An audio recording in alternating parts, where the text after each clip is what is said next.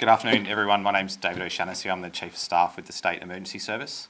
The State Emergency Service is here today to ask residents of South Australia to prepare for what is a dangerous weather event coming across on Friday. Of particular concern for the SES is the likelihood of locally destructive winds for areas that include Adelaide, the Adelaide Hills, Yorke Peninsula and parts of the mid-north and southeast. If these locally destructive winds are experienced, they absolutely have the capacity to cause significant damage. We don't have to look too far back in recent history to see where suburbs have been smashed by these winds and caused significant damage, seeing roofs taken off of homes, large trees uprooted, and the damage that comes with that. Now is the time for residents to plan for and prepare for this event. It means planning for what this means for your day-to-day life and how weather can impact you, and how this can impact your property, whether that be your home or business. We're asking people to take some really simple measures to make sure that they and their families stay safe. This includes securing loose items around your home, such as trampolines and furniture. That old adage of seeing the trampoline up in the power lines or thrown over to another property is absolutely something that could be on the cards for tomorrow, and we ask people to take action to prevent that.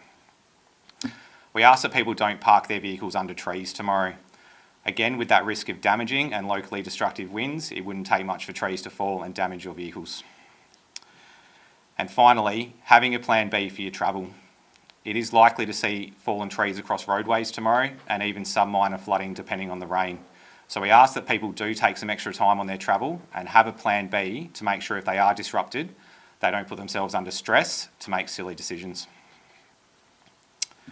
We have experienced some wet weather this week. And with the rainfall tomorrow, there is a chance that we do see some flooded roads, depending on how much rainfall we see. I'd like to stress that it's never okay to enter floodwaters.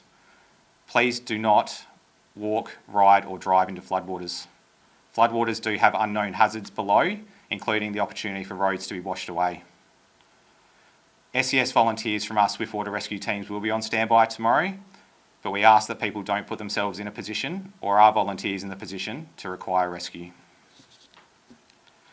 SES volunteers from around the state are on standby tomorrow and have received briefings and are in preparation mode. We've also moved volunteers from Adelaide to the southeast to help with that risk.